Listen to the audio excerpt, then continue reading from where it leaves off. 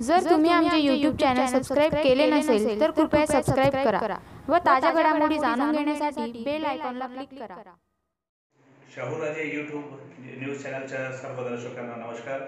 आज 6 जून रोजी शिरपूर शहरात वैज्ञानिक यज्ञ यात्रा यज्ञ थेरपी म्हणजे संपूर्ण शिरपूर शहराच्या नागरिकांचं आरोग्य उत्तम राहो या कल्पकतेतून श्री भूपेशभाई पटेल साहेब, शिरपूर वरवणे नगर परिषदेचे उपनगराध्यक्ष भूपेशभाई पटेल साहेब यांनी मुकेशभाई पटेल चॅरिटेबल ट्रस्टतर्फे ही यज्ञ यात्रा संपूर्ण शहरात म्हणजे बालाजी मंदिर खालचे गावापासून तर रथोत्सव मार्गाने दोन्ही गावात ही यात्रा निघाली. आणि कोविड-19चा प्रादुर्भाव संपूर्ण जगात गेल्या 1.5 ते 2 वर्षापासून आपण बघत आहोत आणि हे फक्त राष्ट्रीय नव्हे तर वैश्विक आपत्ती म्हणून सामोरे आलेले आहेत. त्याचे सर्व आपण सामना करतो. या ठिकाणी आमच्या सोबत आहे यज्ञ थेरपीचे थेरपिस्ट डॉक्टर ओम त्रिवेदीजी. नमस्कार. जाणून घेऊया याच्याकडनं की ही जी संकल्पना आहे याचे संस्थापक यज्ञ थेरपिस्ट ओम त्रिवेदी. नमस्कार साहब. ये आज जो यज्ञ थेरेपी द्वारा संपूर्ण शहर में यात्रा निकली, ये संकल्पना इसके ये जो कंसेप्ट है मतलब ये पहली बार शिरपुर में किया है, इससे पहले भी कहीं हुआ था? नहीं, ये एक्चुअली ये रिसर्च बेस्ड थियरी है और इसके ऊपर मैंने खुद रिसर्च किया था. तो ये 2 साल से ये चल रही है. गुजरात में काफ़ी जिलों में काफ़ी जगह में ये यात्रा हुई है. फ्लैट कॉलोनी सैनिटाइजेशन हुआ है, व्यक्तिगत रूप से ये हुआ है. गुजरात के बाद किसी राज्य में ये पहला ये यात्रा का प्रयोग किया गया है. वो भी ये मुकेश भाई पटेल चैरिटेबल ट्रस्ट का इनिशिएटिव था, तो उन्होंने ये पहला प्रयोग किया है महाराष्ट्र में. और अपेक्षा है कि पूरे भारत में ऐसे प्रयोग ज़्यादातर हो और जल्दी हो. जी. और साथ ही साथ जैसा कि उसमें लिखा था कि शास्त्रीय दृष्टि से ये सिद्ध हो चुका प्रयोग किसानों का, तो हमारे वेद मतलब ये सब एक वैज्ञानिक आधार रहा है शुरू से.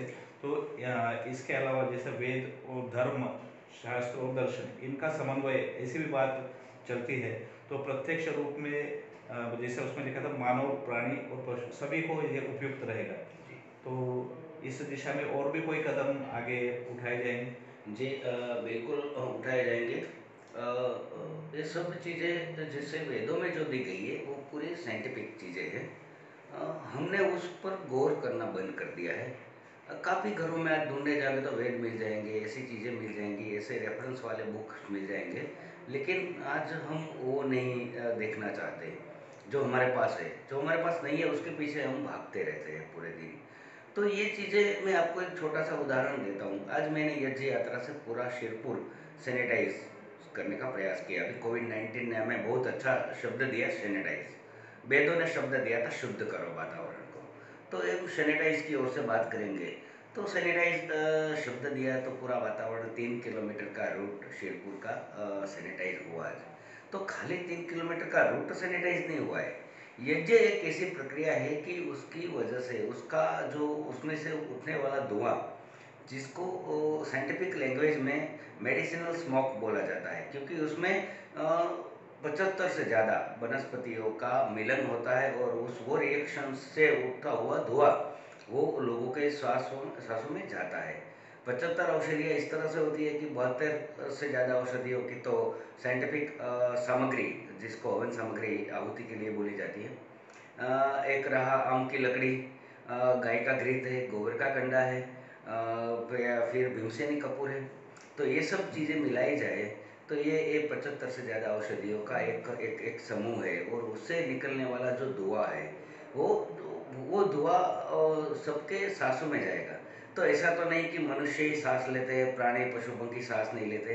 जो सांस लेने वाले हैं, जो वनस्पति भी सांस लेती है, उनको भी ये मिलेगा. तो यज्ञ के धुएं के ऊपर किसी का हक नहीं है, किसी का आक्रमण नहीं चलता. वो तो अपना प्रकृति उसको जहाँ ले जाती है वहाँ चला जाता है और वो वातावरण में रहता है, वातावरण को शुद्ध करता है. उसका एक ही प्रोटोकॉल है. एक साइंस की एक सिंपल सी बात मैं आपको समझाऊँ. मैं 2 उदाहरण दूंगा आपको. आप सब दर्शक और मैं टीवी चैनल इस चैनल के माध्यम से सबको प्रार्थना भी करूँगा कि सबको ये सब कुछ सोचना चाहिए. ये आप समझिए कि हम यज्ञ थेरापी, यज्ञ यात्रा सब कुछ छोड़ दें मैं एक छोटा सा उदाहरण आपको दूंगा कि हमारे घर में किसी की मृत्यु हो जाती है तो हम क्या करते हैं पहले। डेड बॉडी में क्या होता है तो ज़्यादातर 100 में से 90% लोग बोलेंगे कि डेड बॉडी में से बैक्टीरिया ज़्यादा निकलते रहते हैं। ठीक है, तो पहले क्या करते हैं, गाय का गोबर लाते हैं, गाय का गौमूत्र लाते हैं, उसको छिटकते हैं, उसके ऊपर डेड बॉडी को लगाते हैं। क्यों? भैंस का गोबर नहीं लिया, गधे का नहीं लिया, किसी और का नहीं लिया, पानी का छिड़काव नहीं किया, बिस्लरी मिनरल वाटर का छिड़काव नहीं किया हमने, सैनिटाइजर का छिड़काव नहीं किया हमने, अल्कोहल का नहीं किया, गौमूत्र का क्यों किया? ठीक है, चलो वो चीज़ें हमने किस तरह से हमने अपने दिमाग में रखी है वो मैं आपको बताना चाहता हूँ। फिर हम क्या करते हैं कि हम उसको डेड बॉडी को अंतिम संस्कार के लिए ले जाते हैं।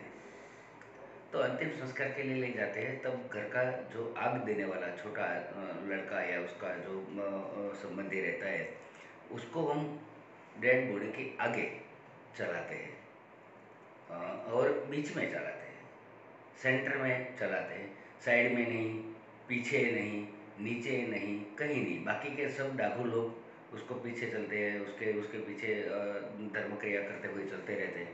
लेकिन एक ही आदमी आग देने वाला वो अपने हाथ में आग लेके मटकी में वो आगे चलता रहता है, सेंटर में चलता है। क्यों चलता है, कभी सोचा है? मैं बताता हूँ आपको। वो हमने हमने क्या अपने दिमाग में भर रखा है, हमने अपने दिमाग में भर रखा है कि हमारा जो स्वजन जो मृत्यु हो गया उसकी आग घर से ले जानी है, इसीलिए घर का आदमी जिसको आग देनी है वो आगे जाके चलेगा और वो घर से आग ले जाएगा, ताकि घर में हमने वो आग कैसे तैयार की है, गोबर का कंडा लिया है, उस पर गाय का घी डाला है और उसको थोड़ा सा जलाया है, फिर बहुत जल गया तब ने उसको उसको उसको बुझा दिया है, फिर उसमें से धुआं निकलना शुरू हुआ तो आग हो गई। बरोबर, तो उसको हमने इस तरह से अपने दिमाग में डाल दिया कि वो घर से आग ले जानी है, इसीलिए हम ये करते हैं। एक्चुअली ये चीज़ नहीं है, वो भी साइंस है सर। मैं आपको कोरिलेट करके दिखाता हूँ। आपकी डेड बॉडी घर में आती है तो अब बैक्टीरिया रिलीज होता है। तो आप गौमूत्र और गाय का गोबर लगाते हैं और उसको डेड बॉडी रखते हैं, बरोबर। तब आपको ऐसा नहीं लगता कि नहीं भाई हम इसमें मिट्टी का लगाते, काली मिट्टी लगा तो चलेगा, नहीं लगाते, कहीं से भी ढूंढ के लाते हैं। बड़े बड़े शहरों में नहीं मिलता तो पैसे दे के लोग मंगवाते हैं, लेकिन मंगवाते हैं। तो वो अगर वो साइंटिफिक है, उससे बैक्टीरिया नहीं बाहर आते, तो ये आग ले जाने के बाद कहाँ से धार्मिक हो गई? आग तो स्मशान में भी मिलती है ना, और वो तो मैचेस की तिली में रहती है आग, तो उसमें कैसा बोला कि कहीं ये घर की आग ही चाहिए? ऐसा नहीं है, वो साइंटिफिक प्रोसेस है सर। घर में बैक्टीरिया ना हो इसीलिए हम गाय का गोबर का लेपन करते हैं, उसको गौमूत्र छिटकते हैं और उसको ऊपर डेड बॉडी रखते हैं ताकि घर में बैक्टीरिया उसका रिलीज ना हो। फिर तो वेदों में शास्त्रों में ऐसा जो साइंटिफिक प्रोसेस दी गई, घर में आप ऐसा कर लेते हैं, वो डेड बॉडी आप लेके अपने मोहल्ले से अपने चौराहे से गुजरोगे तो बाहर के लोगों का क्या होगा? वो लोग बीमार नहीं पड़ेंगे, उनके उनके सांस में बैक्टीरिया नहीं जाएगा। तो उसको उसको सैनिटाइज करने के हेतु से ये गोबर वाला प्रयोग है, जो ये गोबर वाली चीज है, गोबर गाय का घी का जो धुआं है वो आगे मटकी में लेके चलना है ताकि सेंटर में चले, तो सेंटर में चले। उसका धुआं का एक प्रोटोकॉल रहता है कि वो धुआं ऐसे ऊपर की तरह जाता है, और आप देखना कि जहां भी आग लेके आदमी चलता होगा उसका धुआं डेड बॉडी के ऊपर होता हुआ पीछे जाता है, ताकि उसके वो बैक्टीरिया अपने बॉडी में ही समा रहे, बाकी के लोगों के सांस में न जाए और धुआं दूसरे लोगों के सांस में जाए, तो कि वो शुद्ध होता रहे। और वो हम श्मशान तक पहुंचने तक उसकी बॉडी का कोई भी इफेक्ट बैक्टीरिया का किसी को ना हो, समाज को, वो सोच के वो प्रथा हमने प्रचलित की थी समाज में, लेकिन आज हम उसको धार्मिक स्वरूप दे दिया। तो वो ऐसा ही है, बस यही सेम जो सैनिटाइजेशन प्रोसेस हम रेगुलर करते हैं, हर एक के परिवार में मृत्यु होती है, हर एक के परिवार में आग ले जाते हैं, हर एक के परिवार में धुआं डेड बॉडी के ऊपर से लगाते हैं, तो वो सैनिटाइजेशन करते हैं, उसको हम सैनिटाइजेशन मानते हैं, उसको हम ऐसा समझते हैं कि उसकी वजह से लोग बीमार नहीं पड़ेंगे और हमारे हमारे स्वजन से स्वस्थ रहेंगे, बरोबर। तो इसको क्यों नहीं मानेंगे हम? ये तो एक साइंटिफिक प्रोसेस है, और ये साइंटिफिक प्रोसेस से अगर हम आगे आगे बढ़ के ये जाके करेंगे तो यही चीज एक ही विकल्प है। मैं ऐसा नहीं कहता कि मैं कहता हूँ इसीलिए विकल्प है, मैं तो एक जरिया हूँ, एक माध्यम हूँ वेद की, किसी को थोड़ी बातों को, थोड़ी चीज़ों को, थोड़े प्रिंसिपल्स को लोगों तक आपको तक पहुँचाने के लिए। बाकी वेद ये बताते हैं कि ये जो चीज़ें उसमें लिखी है, वेद एक हमारा लिविंग मैन्युअल है, जैसे हम कई चीज़ें लेते हैं बाजार से, मार्केट से, उसके साथ मैन्युअल आता है, उसमें हमें कुछ आता नहीं तो मैन्युअल खोल कर देखते हैं। बस वही सेम करना है हमें वेदों के साथ। उसमें सब कुछ दिया गया है, सब कुछ। हमारी मुश्किल, हमारी परिस्थितियों के बारे में, हमारे हमारे रोगों के बारे में। हम ये देखो, आप देखो वेद और शास्त्र कहाँ तक जाते हैं। कोरोना तो हम आज बोल रहे हैं, वेदों में उसके लिए बोला गया अथर्ववेद में छुआछूत वाली बीमारी। ये अथर्ववेद का श्लोक का ट्रांसलेशन का हिंदी शब्द मैं बोल रहा हूँ आपको। वेदों में इसको छुआछूत वाली बीमारी बोला गया है। वेदों में इतने हजार साल पहले छुआछूत वाली बीमारी के लिए क्या करना चाहिए वो बोला गया था। वो आज हम इंग्लिश में से, इंग्लिश न्यूज़पेपर में आया, WHO ने बोला तो हम सोशल डिस्टेंसिंग रखने लगे और मास्क पहनने लगे। अरे भाई, नमस्ते की तो हमारी संस्कृति थी। नमस्ते की तो हमारी संस्कृति थी, वेदों की संस्कृति थी। डोनाल्ड ट्रंप नमस्ते करेगा, बाद में हम करेंगे। बाइडेन करेंगे, बाद में हम करेंगे। ये तो हमारी संस्कृति थी। लो, हम नहीं कर पाए थे तो आज कोरोना ने हमें वही सिखा दिया। आज मिलाते कहीं कोई लोगों के हाथ नहीं मिलाते। हाथ मिलाने वाले, चूमने वाले लोग आज नमस्ते करने लगे। क्यों भाई? हमारी संस्कृति की तरफ आ रहे हैं तो नहीं। हमारी वेद, हमारी हमारी हम सेल्फिश होंगे अगर ऐसा बोलेंगे तो। हमारी नहीं है, पूरे विश्व की मानव जात के कल्याण के लिए बनी हुई संस्कृति है वेद। वेद एक पूरे लोग, पूरे पृथ्वी पर बसने वाले मनुष्य जाति का जीवन जीने का एक माध्यम है, एक मैन्युअल है। उसको अगर डिकोड करके जिया जाए तो सब कुछ चीज़ें उसमें ही मिलती है। यज्ञ यात्रा भी उसका ही स्वरूप है। एक कोरोना एक छोटा सा वायरस है, यज्ञ यात्रा का छोटा सा रेस मैं आपको बताऊँ तो उसमें जो चीज़ें मैं बताई, ऐसी चीज़ों का इंटरनल रिएक्शंस होता है। ये साइंटिफिक प्रोसेस है, इसको रिलीजियसली और आध्यात्मिक तरह से मत लीजिए। एक एक वैज्ञानिक प्रोसेस है। इसमें ये करने के लिए कोई समय, काल, स्थिति, परिस्थिति, प्रतिकूलता, अनुकूलता, कोई भी आवश्यकता नहीं है। आप जब भी आप चाहे तब कर सकते हैं। बस समय आपको मिलना चाहिए 10-15 मिनट का, और उद्देश्य इतना कि आप अपना और अपने आजू बाजू का वातावरण शुद्ध कर रहे हैं। आप करेंगे अपने घर में यज्ञ तो वो जाके 100 मीटर के क्षेत्र में उसका उसका उसका ओरा बनाएगा, उसकी चक्र बनाएगा, उसका आवरण बनेगा। पशु पक्षी वनखी वनस्पति सबको उसका उसका प्रसाद मिलेगा धुआं के रूप में। खाली आपका किया हुआ है, बाकी कोई चीज विश्व की ऐसी नहीं है कि आप करते हैं और दूसरों को फायदा होता है। हाँ, बुराई का श्योर होता है लेकिन अच्छी चीज़ों का नहीं होता। ये एक ही चीज़ ऐसी बनी है कि जिससे ये होता है, और इसका साइंटिफिक जो मैं रिएक्शन बताने जा रहा हूँ वो है कि corona virus as per WHO record 55 degree से और डिजोल्व हो जाता है। इसीलिए गवर्नमेंट और WHO हमें 60 to 70 डिग्रीज अल्कोहल वाले व कॉन्सनट्रेटेड अल्कोहल वाले सैनिटाइजर यूज़ करने के लिए बोलती है सर। तो अगर वो 55 डिग्री में डिजोल्व हो जाता है तो आपने कभी देखा है यज्ञ कुंड का शरों का तापमान 200 से 250 डिग्री का होता है, और वो जब यज्ञ खत्म करते हैं तब 1300 से 1400 डिग्री का तापमान रहता है, टेम्परेचर रहता है। वो टेम्परेचर में कौन सा वायरस जीवित रहेगा? और वो टेम्परेचर से उठा हुआ मेडिसिनल स्मोक के साथ उठा हुआ केमिकल्स गैसियस फॉर्म में जो मॉलिक्यूल्स वो हवा में लिबरेट होते हैं, जो ट्रैवल करते हैं हवा में, जैसे वायरस हवा में ट्रैवल करते हैं, ऐसे इस यज्ञ से उठा हुआ भी मॉलिक्यूल्स हवा में ट्रैवल करता है। तो वो क्या करता है? बड़ी चीज छोटी चीज को खा जाती है और कुछ नहीं करती। इतनी ज्यादा टेम्परेचर वाला मॉलिक्यूल्स अगर हवा में ट्रैवल करेगा तो उसको उससे उससे उससे कम लागत वाला डिजोल्व होने वाला कोई भी मॉलिक्यूल उसको मिल गया, वायरस मिल गया, तो वो अपने आप में समा लेता है, डिजोल्व कर देता है और कुछ नहीं करता। उसमें भी हम ऐसा नहीं बोलते मार देता है, कोरोना को खत्म कर देता है, ऐसा नहीं होता। कोरोना कोई चीज ही नहीं है। कोरोना तो इंग्लिश नाम दिया गया है, एक्चुअली ये एक वायरस है और वातावरण की विकृति है। ये आती ही रहती है, आती ही रहनी चाहिए। इससे पृथ्वी का और सृष्टि का संतुलन रहता है। हमें उससे बच के कैसे रहना है, तो हमें हमारी संस्कृति में दिए गए हमारे मैन्युअल को डिकोड करके, वेदों को डिकोड करके, उसकी पद्धति को डिकोड करके जीना चाहिए। और उसको डिकोड करके मैंने रिसर्च करके अभी इस परिस्थिति का हल निकालने के लिए और ऐसी कई भी बीमारियों का हल निकालने के लिए एक साइंटिफिक प्रोसेस मैंने एस्टेब्लिश की है। और वो प्रोसेस थोड़ी देर की है, करने से एज पर रिसर्च डेटा 23 दिन तक हवा में उसकी असर रहती है, 100 मीटर के क्षेत्र में रहती है। एक ही चीज़ ऐसी है विश्व में, आज तक विश्व के किसी साइंटिस्ट, किसी भी देश ने ऐसा कोई गैस, ऐसा कोई केमिकल, ऐसी कोई मेडिसिन नहीं बनाई कि वो छिटकने से पूरा एटमॉस्फेयर शुद्ध हो जाता है। ये एक ही चीज, एक ही डिवाइस एक ऐसा है जो यज्ञ कुंड है, एक ही चीज ऐसी है जो यज्ञ है। ये साइंटिफिक तरह से किया गया कि जिससे पूरा एटमॉस्फेयर शुद्ध होता है। इसीलिए यही चीज हमारे पास पहला और आखिरी विकल्प है। चाहे मैं कहूँ या करें, कि चाहे और कहे उसके बाद करें, और चाहे आपकी समझ में आए तब करें, लेकिन करना तो यही है अगर वातावरण शुद्ध करना है तो। अगर हेमा मालिनी जी ने 2 दिन पहले एक पोस्ट रखी, मैंने देखी, तो कई लोग ऐसे हैं कि हेमा मालिनी जी को देख के करेंगे तो बहुत बढ़िया है, किसी को देख के, पर आप शुरू कीजिए। बस अपने घर में हफ्ते में एक बार करिए, अपने एरिया में महीने में एक बार हो जाए, अपने गांव में महीने में एक बार हो जाए सैनिटाइजेशन, तो बहुत बढ़िया है। काफ़ी सस्ती सरल प्रोसेस है, इसकी लागत भी अपने आप महीने का सैनिटाइजर मास्क वगैरह यूज़ करते हैं उससे कम है, और बाकी की कॉर्पोरेट हॉस्पिटल के बिलों से तो काफ़ी कम लागत आती है और काफ़ी ज़्यादा लोगों को फायदा पहुंचता है। आपके अकेले के बिल की अमाउंट जितने रकम से पूरे गांव को फायदा होता है, ऐसी इतनी सरल प्रोसेस है।